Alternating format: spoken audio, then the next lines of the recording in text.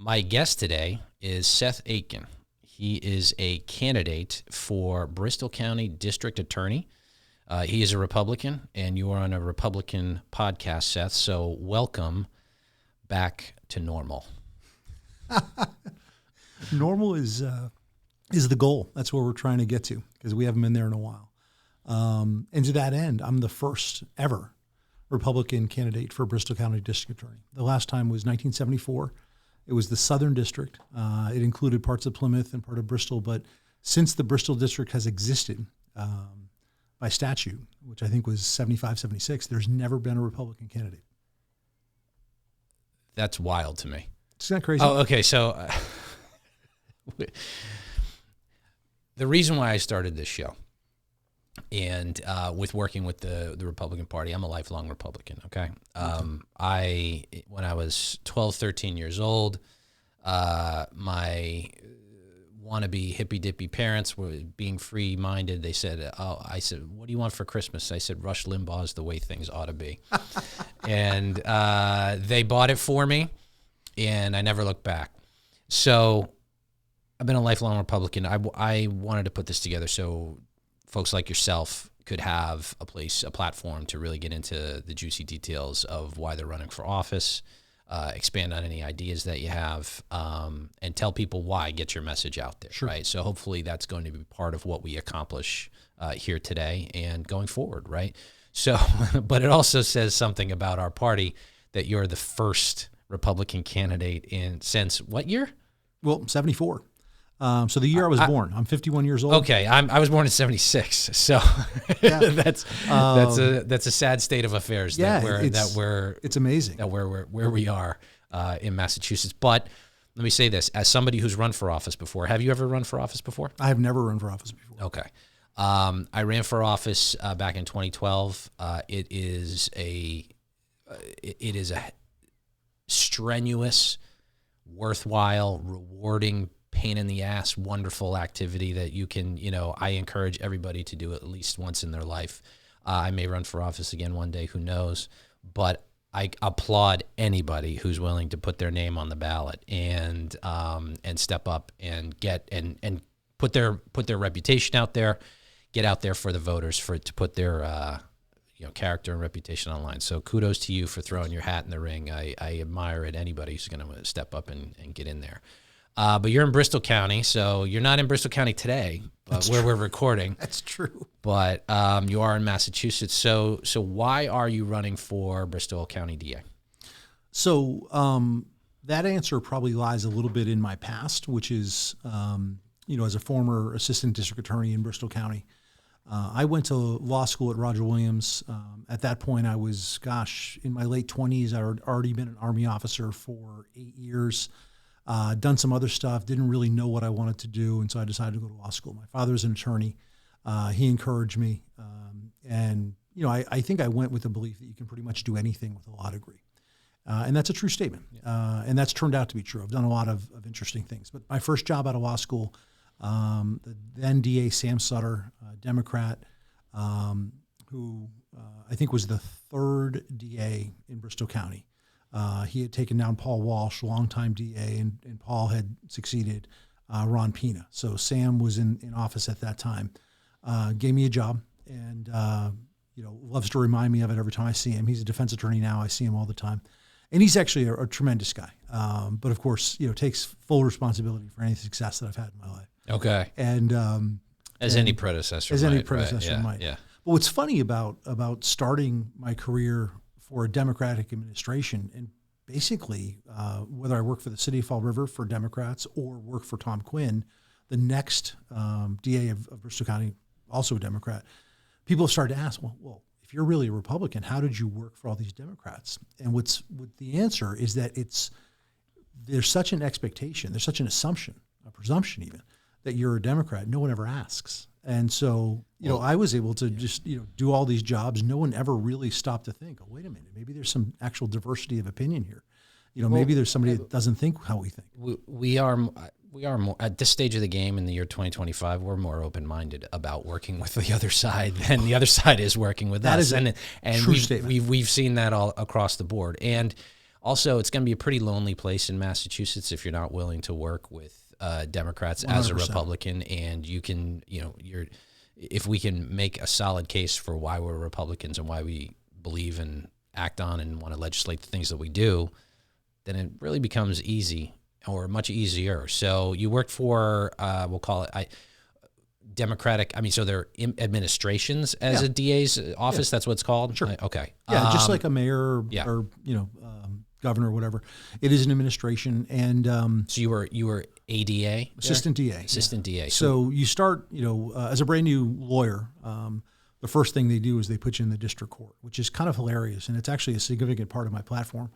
The district court is where 97, 98% of all cases begin and end. It's probably the place where the cases that affect the most number of just ordinary people happen. Superior court is felonies, so that's a smaller number. What encompasses the district? Now, see, look, I lawyer speak. Fair enough. You want to talk economic policy. You want to talk some foreign policy. You want to talk maybe even broad constitutional philosophy. Let's go. Yeah. What's the district? Okay. No, I don't know, because this is fair.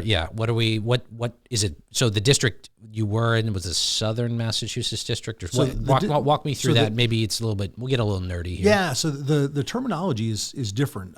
So the district itself is the Bristol district. So it's Bristol County. It's the 20 towns of Bristol County. Okay. The 4 cities each have a court. It's Attleboro, Taunton, New Bedford, Fall River. Okay. And then the remaining towns, the remaining 16 towns, are divided up pretty evenly amongst those courts. Okay. Based upon geography. But the way the Commonwealth of Massachusetts thinks about criminal code is that there's felonies that can only be prosecuted in the Superior Court. Those are really anything that would be prosecuted with a significant period of time in state prison. Right. Okay. And then there's misdemeanors, and misdemeanors is the vast majority of charges that anyone might encounter, either as an actual defendant or as a victim or as a witness of crime or just as somebody living in a neighborhood where crime occurs. Most of the time you're thinking about misdemeanors. And that's that 97, 98% of cases in the state. In any county, it's about the same percentage.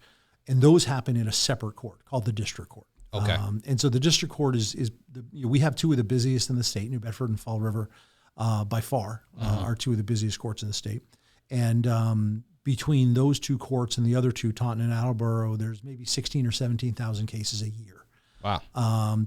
Absolutely, totally overloaded. And there's some reasons for that that lie squarely within Democratic policy, the belief that Democrats have that, if you want to solve a problem, you have to make a law about it and, criminalize it.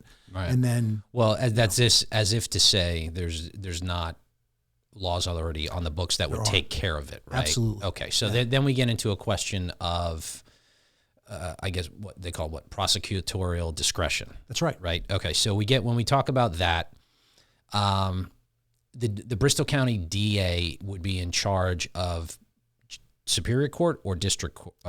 Both. Yeah. Oh, so they're in charge of both. And do they have the leeway and the decision-making power to decide what cases are felonies versus misdemeanors? How does that? Because I bring that up because we've heard about how over the past few years there's been a left-wing movement to take over DA positions all across the country, right? Sure. So and go easier on crime, and we're seeing that play out in major cities all across the country. So, how does that unfold in terms of maybe a county race, or in terms of your race, Bristol County? What does the DA have the power to do, which would affect the lives of the people in that county based on their prosecutorial discretion? So the discretion is a big piece of this. The DA doesn't really have the ability to decide what's a felony and what's a misdemeanor. There are plenty of times when the DA has the opportunity to decide that something's going to stay in the district court, not go to Superior Court, not get indicted, because there has to be an indictment for something to go to Superior Court. So the DA might look at this and say, geez, you know what? We probably can't prove this case, or it's not a strong case, or it's not something that's worth indicting. So we're going to keep it in the district court, which means they might reduce the charge. So I think a great example is, so I still do criminal defense. So I'm in court pretty much every morning. I'm running for office in the afternoon. And so on Friday, there was a woman who was accused. She worked on a cruise ship. She was accused of kind of losing it on somebody who allegedly was bullying her, and she attacked this woman, jumped over a table, tried to stab her with a letter opener, and she was charged with assault to murder, which means you not only have to assault somebody, an attempted battery, but you also have to do it in such a way that you have this specific intent to actually kill them with a plan. But then something less than assault to murder is assault to kill, which means in the heat of passion, you want to kill them, but you don't really have a plan. And then beneath that is assault with a dangerous weapon, which means so that's how as a layman observer, I right? love these distinctions. And so the distinctions are kind of, in a lot of ways, really meaningless, right? At the end of the day, did you attack somebody with a weapon? Yeah. But we create all these distinctions in order to decide, does this go to Superior Court and have a potential 20-year sentence, or does this stay in the district court and maybe you spend 2.5 years in jail at max? So assault and battery, right? Yep. Which mean you battered somebody, you actually make physical contact with them and beat them up, right? So that's more about what happened rather than their intent behind what they wanted to make happen, which were the other two, kill and murder. Yeah. So intent is a funny thing, because you're right. The intention is a big part of the assault to kill, assault to murder. And with an actual assault, an attempted battery, it doesn't really matter if you intended to touch the person. If you in fact did it, you did it. You did it. If right. there was no consent. Yeah. So there's a lot of these little gray areas where the DA has a tremendous amount of discretion and power to decide what stays in that lower court with lesser penalties. But frankly, 2.5 years out of somebody's life is still a big deal. So it's not that the cases are unimportant. It's that, the cases that end up in Superior Court are extremely serious and really should be. Right. Okay. So what's going on in Bristol County that inspired you to run for DA that you're not seeing currently? A couple things. When I talked about the district court being the place where 97% of the cases are, there's something that doesn't actually make a lot of sense, which is that the least experienced prosecutors, the most brand new prosecutors that get very little training, very little resources, very little support, they're the ones who are staffing the district court. They have some supervisors who are talented. And in fact, some of these young prosecutors are also very talented, very motivated, but they don't really have any support from the DA or his leaders, his upper level leaders. The only time they really see the DA or hear from his leadership is when they forget to or don't ask for bail or don't do something they should do, and then they get called to the principal's office. But it's always seemed strange to me to throw these kids into, and I don't mean to say kids, but a lot of them really are very young. Look, we're Gen X. We can say kids for anybody. Kids. You're free to, fair enough. Because they are, But you kind of you throw them to the wolves in some incredibly intense, busy situations. They're triaging all the time, and they're not getting meaningful training. They're not getting meaningful resources. There's not enough people. There's 25 DAs total to staff all 4 district courts. 16,000, 17,000 cases thereabouts, divided amongst 25 DAs that have to cover the arraignment session, which is your first date, and then all the things that come after that, pretrial and trial and all the other things that can happen in a criminal case. So when you start chopping that up amongst 4 courts and then 3 or 4 sessions in each court, that's a skeleton crew every day. Right. So those young people are getting burned out. There's very much a culture within the DA's office that says that really the only value is to get to Superior Court, to be a Superior Court ADA. And so why is that? Just because bigger cases, flashier, more serious stuff? Yeah, the media's more interested, the public's more interested. It's flashier stuff.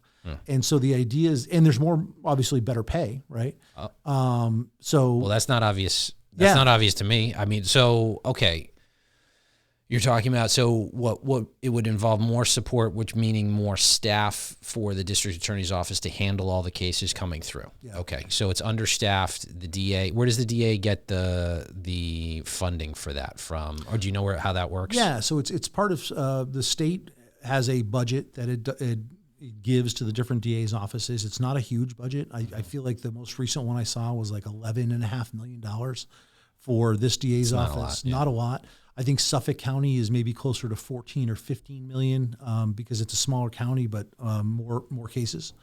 And so the DA has a tremendous amount of discretion in how he or she pays his or her DAs, his or her assistants. So the status quo has always been that if you're there for a while and you get up to Superior Court, you become a supervisor, you get more money. When I started at the DA's office, I think it was 2009, so not super long ago, my starting salary was $37,500. Which for a lawyer? For a lawyer. Wow. But of course you get trial experience you can't get anywhere else. Okay. And it actually teaches you how to be a lawyer in ways that a lot of other places wouldn't, right? So you sacrifice pretty much all the money, but you get all the experience. Right. Because there's varying types of lawyers, like going to contract law or just local real estate law or something like that, right? So you could basically do everything. I guess the question here is, what do you think is behind this is slowing down the court system, right? So you want these cases adjudicated quickly, right? It says so in the Constitution, speedy trial, right? Is that what it says? Speedy? Speedy trial. Speedy. Okay. I got that. All right. But do you think there's a political motivation behind the lack of staffing, or is it more of an apathy? It's both. It's both. Yeah. Okay. Because I could speculate on the political motivation, but if you have more knowledge directly of why it is the way it is and how we can change it. So there are so many cases in the lower court that they become white noise. People don't pay attention, or they just dismiss the importance of those cases. Say, well, the only kind of people that get involved in those kind of cases are people that we don't care about anyway, right? That's the assumption.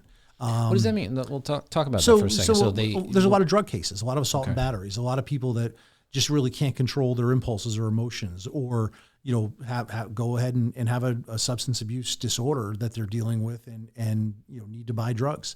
I'm not excusing any of that conduct, but a lot of people say, "Oh, well, that doesn't happen in my neighborhood. That's not part of my family. That's never something I would ever come in contact with." So I think they don't think about what's happening in those courts. They imagine that that's for somebody else, right? Especially if you live in a nice neighborhood and have a job and a family and do all the things that society says you're supposed to do. We assume, well, we're never going to really come in contact with that. Maybe the one exception is drunk driving. That seems to generally affect a pretty broad swath of people. In Superior Court, those are the dramatic cases. Those are the cases people pay attention to. Karen Reed was in Superior Court. All the murders are in Superior Court. So I think the political reason why you don't really pay attention to the district court and don't really give any resources or training to the people in the district court is that you sort of assume that the only thing people are paying attention to is Superior Court. Those 80 to 100 cases that come through every year that really capture the imagination. Okay, so like a lot of things, sort of the devil's in the details. Of course. Right, so the lower level, would you said 98% of the cases are through district court, but they're the drug offenses, shoplifting, quality of life crimes. That's exactly right. Right, okay, so you ignore that because it's not, or pay less attention to it because it's not as flashy. That's right. Or doesn't draw the eyeballs, but it is the vast majority of what the cases do. And look, I mean, you and I everybody in the country has driven around where they live or outside of where they lived, and they've seen the devastation that the drug, call it now, it's fentanyl. Yep. A few years ago it was opioids and heroin.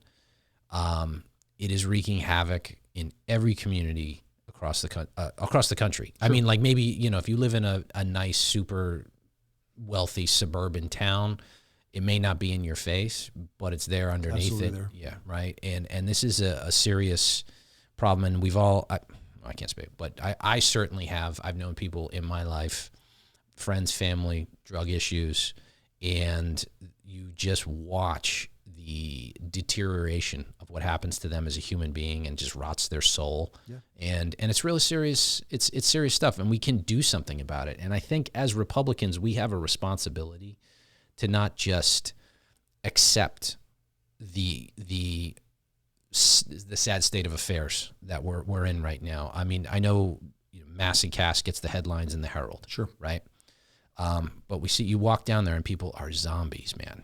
And it is bad. And you see just this apathy in Democratic administrations, the homelessness in California, the homelessness in New York, and downtown Boston. I don't know what it's like in Fall River, right? It's the same. Yeah. You can walk around and see it. And what we have to do as Republicans is really step up and start offering solutions, say, you know what, this is actual cruelty. Right. So what's going on is cruel, because these are people, these are our neighbors. That's somebody's son, somebody's daughter. They need help, and giving them help isn't just a free needle program, right? It's actually intervening, and not just a committee, not just nice words at a speech, but actually getting involved and doing the dirty work, that rolling up your sleeves and in the details. And that doesn't happen necessarily, going up to superior court, right? It happens in district court. It happens in district court, and that's where perhaps the first or the 15th time that person's been in front of a law enforcement, right? But one of the places where I think the DA's office fails in not taking advantage of the opportunity that you just described, the opportunity to do something meaningful, is that those young DAs, because they don't have any, like I said, they don't have the training, they don't have the resources. Nobody above them trusts them to make the right call. So they have no discretion. They have these set things they have to do. And so you have somebody that comes in with a drug charge, comes in with a trespassing charge, which is usually a indication of a homeless person that, they're trying to find a warm place to sleep. And obviously that can't be allowed to happen for just the sake of people doing business and being safe in their homes and everything else. But we've got to come up with a solution. Right. The problem is these DAs, I think it's complacency. I think it's laziness, laziness on par with what we're seeing across the country in Democratic administrations. They're just prosecuting these in the same way that they're prosecuting anything else. And the problem you have is you now have a court that is grossly backlogged. The number of cases on a daily basis are huge because the police say, well, I don't know what else to do other than just arrest this person, charge him with some whatever, trespass, possession of Class A or Class B drugs, sex for a fee, like all these things that really are born more out of desperate circumstances than actual true evil. And then the DAs can't really do anything about it. So sometimes the cases end up getting dismissed, but it's more the judges that are frustrated with the inaction of the DAs. So it creates this incredibly dysfunctional system. And that's one of the big reasons I'm running, because I think there are better ways to do it. Okay. Let's get into some of those better ways. Sure. I guess you piqued my interest in something you said with, we hear about it, maybe not in Bristol County, but perhaps we do hear about it in Boston. We hear about it in other places where perhaps the dysfunction is all over the place, right? Where police arrest somebody and within 48 hours, they're back on the streets. Now, can you expand on that, or do you, what is and I mean this, walk me through the process. Police arrest somebody, they take them into custody, they throw them in the back of the squad car, then what? Because you would expect that even if it were, drug charges or trespassing or vandalism or shoplifting or something, like there should be the consequences. We hear they're back on the street within 48 hours. So sure. What is supposed to happen? What is not happening? Take me through that, and what can the ADA do in those circumstances? Sure. So what does happen is they are taken into custody. They'll be brought to whatever police station arrested them, whatever agency arrested them, brings them to their own station, books them, and then puts them on a van and brings them to the court that serves that town, at which point they go to the lockup that's in either the basement or behind the courtroom. Most of the lockups are in the basement. And so Fall River has a massive lockup. New Bedford has a slightly smaller one. And they're just little mini jails. Okay. And they're staffed by court officers who do an incredible but also thankless job, really decent men and women that do that job. So the court officers take custody of them and then bring them up to whatever courtroom they're going to be in. Most of the time, the DA might be looking at this going, geez, I'm not going to ask for bail, because bail is really to assure someone's appearance. They're not going to pay bail because they don't have any money, especially when you start thinking about the homeless people and the drug user and that sort of thing.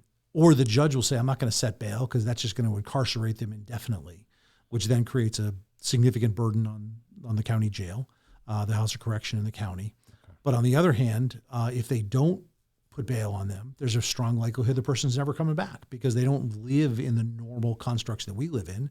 They live in the very margins of society. So they may just disappear float in. Yeah, a year they're from not now. coming back. I mean, you just let them back. out there, right, without that bail. What's the bail? What's that called when they have the bail on them? Maybe there's not a term for it. So it's either personal or cognizance. Okay. Right, which is that they have to promise to come back, or they need have to post the dollar, bail. Yeah, some dollar amount. Okay. Yeah.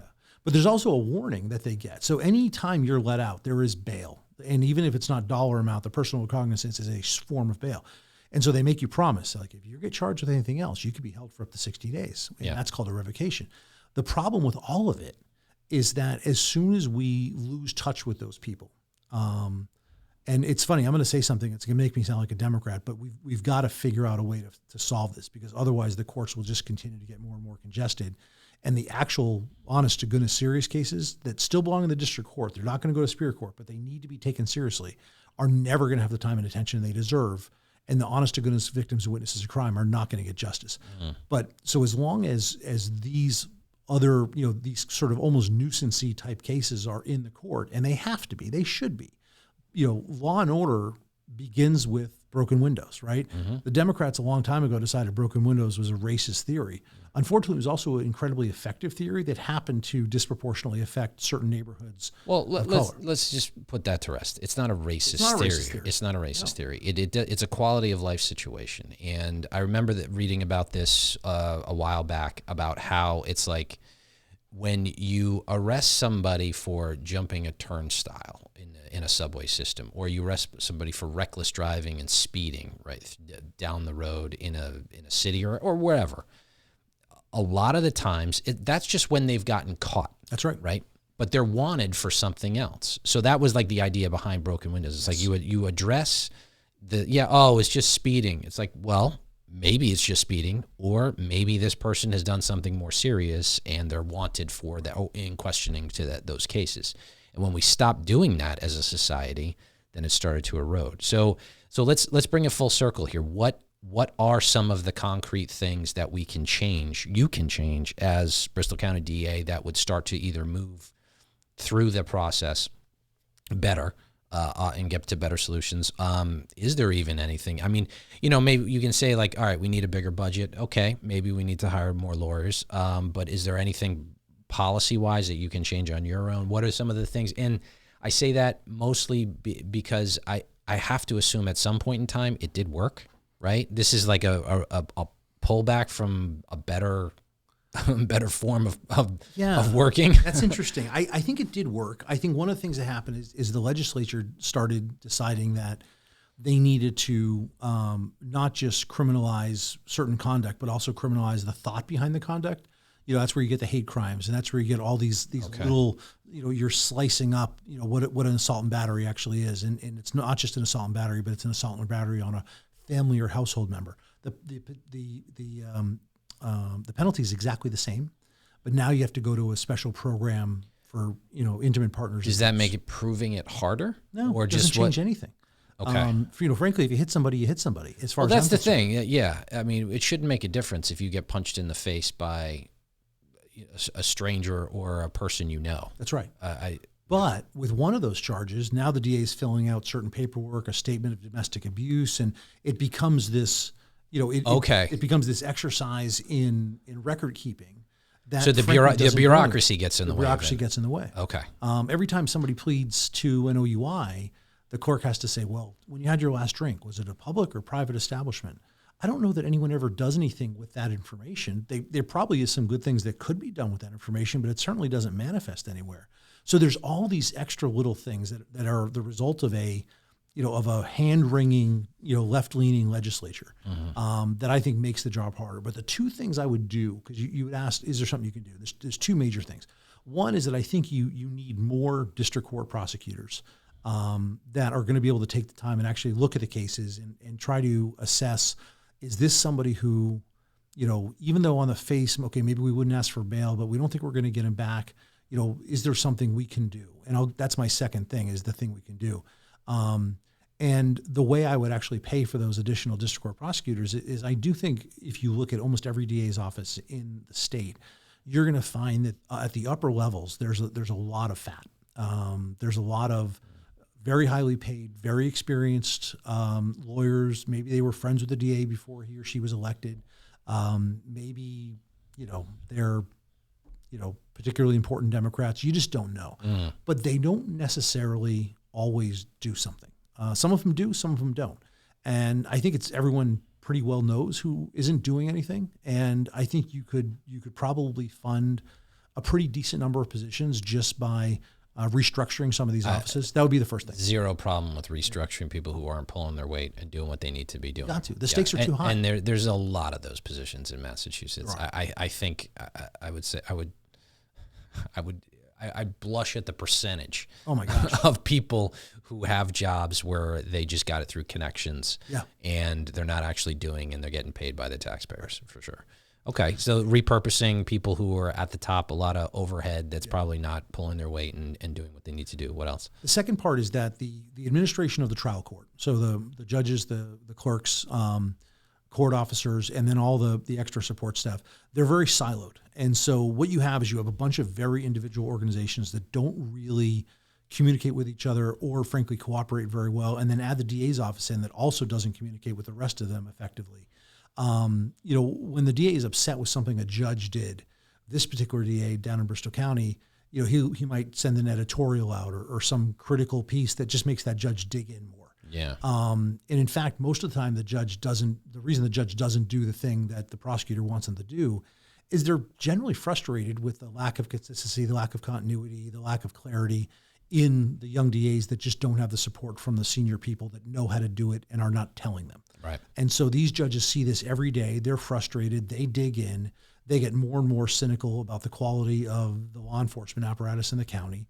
They're just as cynical about the quality of much of the criminal defense in the county because that's a whole other issue. And so they're just kind of doing what they want, what they think is right, because they're like, well, no one else is gonna. And then the DA starts throwing grenades at them. The problem with that is it continuously undermines the credibility of the DAs that have to be in that courtroom every day. And so I'll never forget as an assistant DA being sent in with another assistant DA to bring a motion asking a judge to recuse himself because we didn't think he did a good enough job on OUIs. Now, it may have been true that his stance on OUIs was soft. The problem is that was a judge that I was going to be in front of pretty much every day for the next 2 years. And I was going to embarrass him publicly, right? Yeah. Nobody in my chain of command was sitting in the audience or backing me up to do that. We were just sent in to do it. That's the culture that's existed there for a long time. And so that's why I think the judges are frustrated. The probation department feels understaffed, so they don't really talk to the judges or the DAs. People need to communicate. And so you need a DA that already has credibility with those agencies, and I do, because it's like golden rule stuff. My dad, lawyer for 40 years, said, hey, when you go into a court, treat the clerks right, treat the court officers right, because they have the ability to make sure that you're there all day or you're in and out in 15 minutes. And, also it's just the right thing to do. So I've done it my entire career, and I'm kind of at a point where I know and can talk to everybody, and they're willing to actually have a conversation with me. Everywhere I go in the county, when I go to Republican town committees, one of the first questions is, well, what are you going to do about these liberal judges? And it's like, well, I'm going to talk to them. I'm going to do the same thing I've done with liberal anybody. Well, have a conversation. Yeah, public flogging of them isn't going to be, like, first of all, nobody's going to read it other than like the judge and their staff. Yeah. Nobody cares beyond them. You're just essentially, cutting off your nose to spite your face. You're better off working with them. But talk to me about that for a second, because I hear that prosecutor, DA working with the judge. This is just because I'm not in that world. You think of the judge as somebody who is supposed to be impartial and should be, right? Or just follow the letter of the law. But in fact, you're going to see these attorneys, the DAs very often, maybe defensive attorneys relatively frequently, right? So you're going to see these people. The idea of a working relationship. I mean, if you're a defendant, I don't know, talk to me about that, because you just see, the familiarity versus, should it be impartial? Are you more partial to the, devil's advocate kind of discussion here? Because I don't know, there's something, you did mention Karen Reed. That was a big story around here.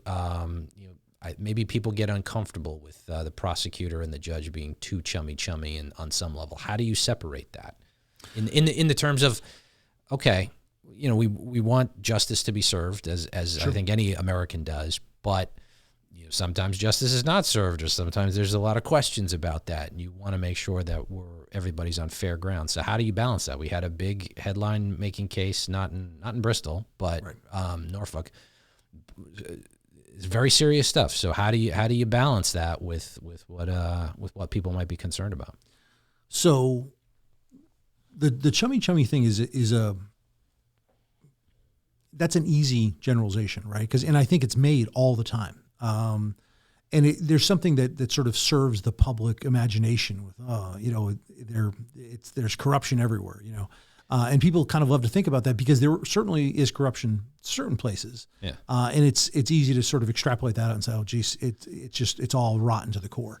Well, it's just funny. It's like, you bill it up as corruption, or if the DA and the judge are playing golf, twice a month or something like that. It's like, okay, I don't know if that's corruption. I don't honestly know, but there's sort of just this weird thing that you don't think about as a non-legal participant, sure. Where it just says, oh, wait, what's supposed to happen? Yeah, you see that judge literally every day in court, right. So you have to have some sort of working relationship with them. But at the same time, you're trying to put somebody in jail if you think they need to be in jail. The judge is deciding helping to decide yes or no with the help of a jury. The defense attorney is saying no and doing their best job for their client. So it's like it's more nuanced and not as cut and dry as people might think. I would say the least effective defense attorneys are the ones that go out of their way to hold everybody at arm's length, to not have a relationship with the prosecutor, to not have a relationship with the judge. And frankly, the least effective prosecutors are the ones that say to themselves, I could never be a defense attorney. I don't know, that person, they're bad because they represent bad people. Mm-hmm. And so I think this business, the business of law, is incredibly relational, especially courtroom law, criminal law, litigation, mostly criminal law. The relationships matter tremendously. Credibility matters tremendously. As a ADA, one of the reasons why I was successful in the courtroom was that a judge knew that if I was going to ask for something, I had enough of a track record for them to understand that I was asking for it based upon a good faith belief that it was necessary.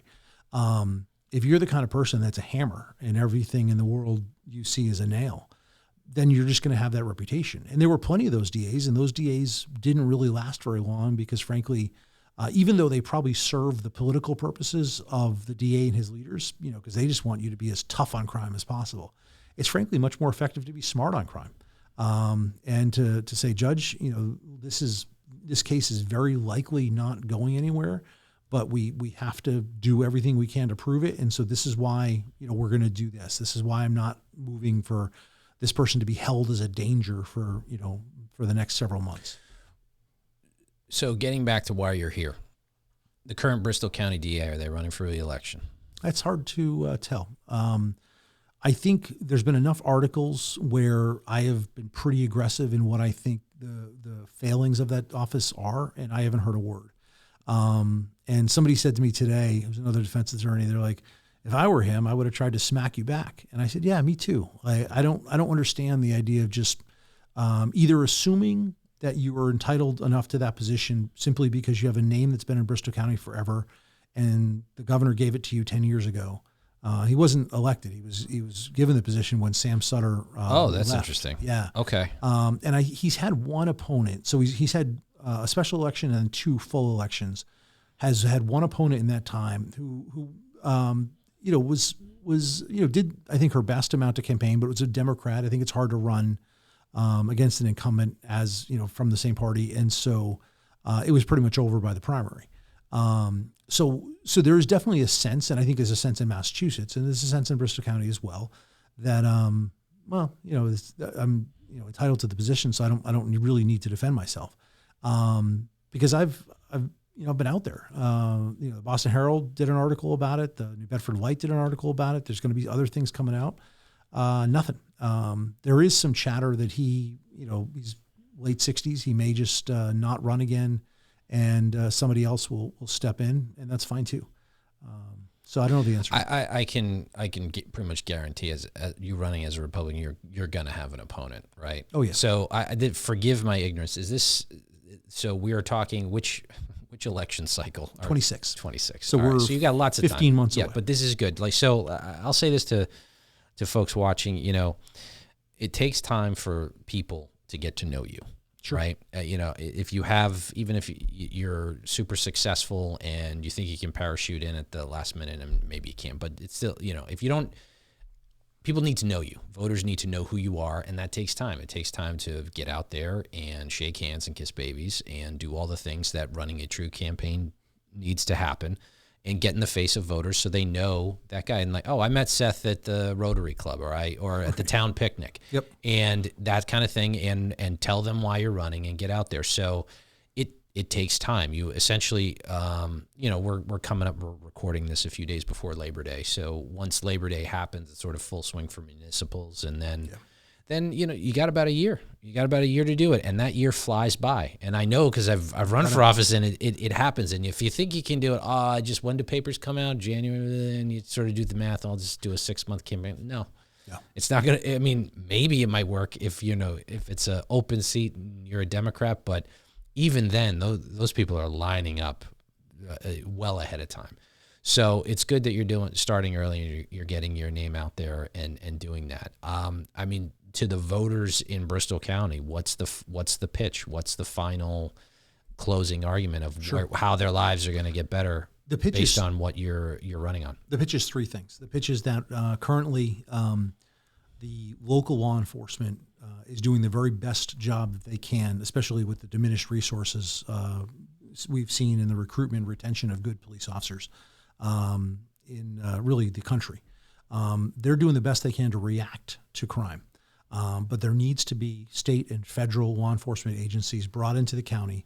Those relationships need to be fostered. The DA is in a position to do that, to collaborate and supplement local law enforcement. So not only are we reacting to crime, but we're doing long-term investigations that approach crime at its source. So the guns and the drugs and the gang violence and all the other things that create some very serious risks to public safety in our communities needs to be addressed. It's not being addressed. So that's a clear differential between you and the current DA, right? So meaning it's complacency. Okay, so you can bring in those additional resources to help bring down crime directly. That's right. And that was something, when I was city administrator of Fall River for 3 years, I found out that state and federal agencies had lost faith in that leadership of the Fall River Police Department, Fall River City government, and realized that they were refusing to operate in the city. In fact, they're not operating in a lot of towns within Bristol County, not for the same reasons, but there's just sometimes those are resources you need to invite in and say, hey, we need your help, we need your resources. There's money that goes with that and personnel. Hang on a second. So I mean, cities and towns all across Bristol County, what are some of those reasons? I mean, you said they'd be variant, so what are the less serious to most serious? So for most of them, it's just a lack of relationship. All right. So you have a chief who, came up through the ranks in a small town and, may not realize or have a plan for dealing with the fact that there's gang members moving from the adjacent city into his or her town. And what do you do about that? That's a tough problem. Because when you think about gang membership, there's actually no crime in that. It's the stuff that gangs do. But the idea that somebody's a member of a gang, that creates a really interesting constitutional question. Does somebody's membership in a dangerous organization make them a criminal? I would say 100%. Freedom of assembly versus, or is it RICO, right? Is it, racketeering? Right. Yeah. And who brings that? Federal agencies. So if you actually want to make that case, all right, the FBI actually has a grading system for every gang member. They have these gang members on their radar, and they have a way in which they grade and evaluate the strength of their membership in their respective gangs. Okay. The state police gang unit, and they have a number of different specialized units beyond just the small group of state police detectives that are attached to each DA's unit, or each DA's office. There's a small group of detectives called CPAC. I get, maybe a quick tangent here, and I'll just a question here. Somebody's a member of a gang. The gang's express purpose is to conduct criminal activity. Sure. So ergo, if you're a member of that gang, you're conducting criminal activity. I mean, that's not chargeable in that sense. I guess it's not chargeable, but they have to get caught doing something. But they can at least be.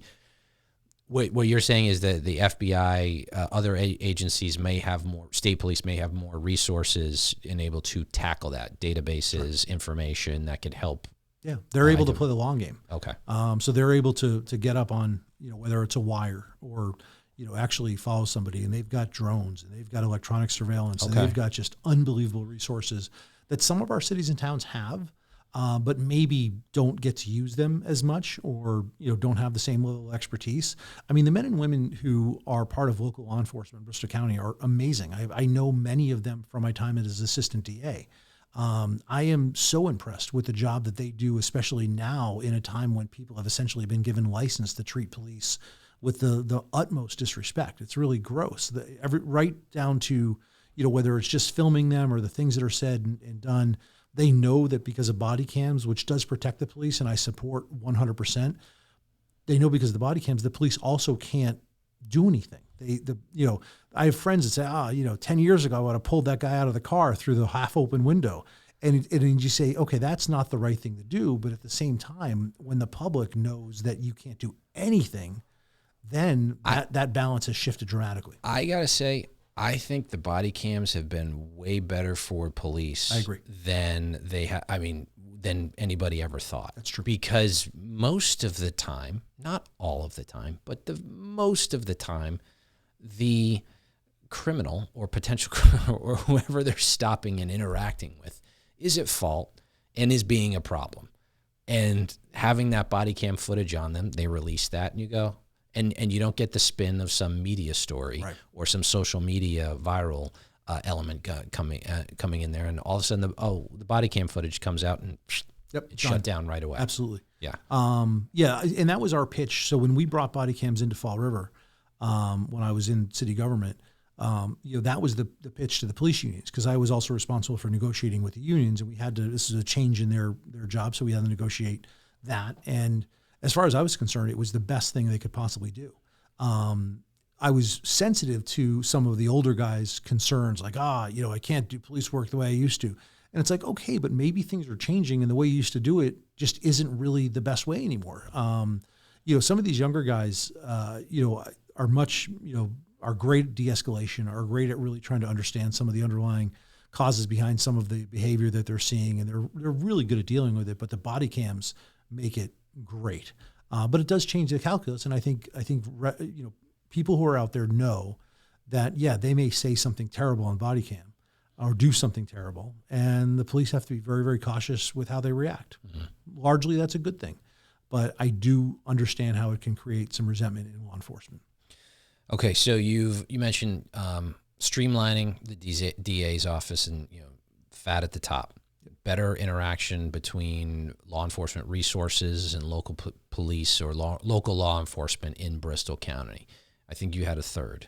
There's a third, and it's public corruption, waste, fraud, and abuse. Okay. So there is really many different levels of what I might call corruption. There's actual outright theft, and then there's just self-dealing and some of the other things that kind of verge on corruption but may not be actually chargeable. But sometimes, like the broken windows thing, are harbingers of something more. Mm-hmm. Especially when you start to see an elected person really working hard to try to protect a certain, whether it's another person or another idea or another department, there maybe is a there. And so you can smell it. You can smell it. I think the people see it.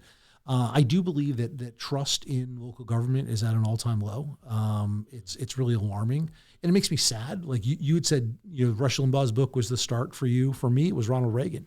I think I was in first grade, and I was like, this guy's amazing. And then it was Alex P. Keaton in Family Ties. Yeah. And I was like, okay, I'm a conservative. For those at home, don't look that up. Don't worry about it. But and those are very much kind of these things that are mired in the 80s. But it was the start of this belief that government's job is not to do life for people. It's to create an environment where people can succeed based upon their own merit and their own temerity, right? Their willingness to take a risk. And the idea that we're now at a place where people don't trust government at all. They either want government to do everything for them, but at the same time don't rely on the integrity of the government even a little bit. That's a crazy place to be. Yeah. I believe that the DA's office could put in place. So there is a financial crimes unit, right? And it's a small unit. In order to investigate financial crimes, you need a level of expertise into how finance works that most DAs do not have, most law students don't have. The woman who's there right now is excellent. I trained her in her early days as a prosecutor and trying cases, and she's wonderful, but she doesn't have the resources she needs to actually prosecute financial crimes, never mind government. Just straight waste. Yeah. Right. Yeah. And corruption. So if we're going to be serious about restoring the integrity and the trust in government, then I think you need to be serious about prosecuting financial crimes and having that spread to how we look at government waste, fraud, and abuse. So that would be my third thing. I want to get back to the streamlining piece because it's a little bit more than just reorganization. It is resources and structure, support, and encouragement for the DAs in the district court, but there's also other courts. The juvenile court is the one that comes to mind that I think are largely ignored. So most of the prosecutors that are sent... Can I ask, is that separate from district court? Totally separate court, separate judges, separate clerk's office. Okay, so it's a whole other system, essentially. Yeah. Okay. Yeah, a whole other system. And what happens is that when a child ages out of the juvenile court, pretty much their record is almost ceases to exist as far as the district court is concerned. So if they pick up a district court charge a week later, most of the time you're not seeing that juvenile court record, which I think is fine. They're, something you did at 14, I get that. I understand it. I don't know that that's what I would want, but I get it, right? And sometimes you work with what you have. The problem is that most of the prosecutors that are sent to the juvenile court are the prosecutors that the DA has kind of lost interest in. That they don't think they can do the job in the district court, so they send them to the juvenile court. The problem is because the gangs know that the juvenile court has no teeth and isn't going to do anything, they're making sure that the kids they're using are under that 17-year-old threshold, and the gang violence in that sort of 13 to 16-year-old range is unbelievable. I think I've seen this in like a movie or a TV show or something like that, where they know that it's treated differently, so they will use those underage kids Absolutely. to facilitate their crimes. Right. So what's an answer? What's even a step in the right direction in that? And I mean, that's pretty heavy. So I think the first thing is to have DAs in the juvenile court that are credible, right? That are trusted and known by the judges in the juvenile court. That would be reassigning them. I would probably, you get some district court attorneys to move them around a little bit, and train up the current ones who are in juvenile court. Yeah, I'd bring them back to district court. I'd retrain them. Okay. I'd take some of them, with a couple of years experience with some supervision. There would have to be constant communication and oversight of the juvenile court prosecutors so that somebody with some experience in that office in a supervisory capacity is working with them to make sure that we have a list. We have a list of high traffic juvenile court defendants that we want to keep an eye on that we believe might be gang involved. Mm-hmm. We would work with the gang units in each of the cities and towns that have gang units to understand who these kids are and make sure that there's intervention. And that's probably the last thing, is that as part of the streamlining and reorganization of the district court, there has to be meaningful intervention. Now, the DA's office can't do that on its own, but the DA's office has to work with probation, has to work with the judges to look at, okay, is there a way to do an alternative court for veterans? The homeless veterans problem, I know Secretary Santiago said last week it's on an all-time low. I don't believe that for a second. I believe there's a problem with homeless veterans, specifically in the cities of Bristol County. I believe that with all my heart. I believe that if we were to talk to any psychologist or psychiatrist, and given they're probably Democrats, about the brain development of juveniles, and say at 17, are you able to make the decisions that you need to make in order to regulate your behavior?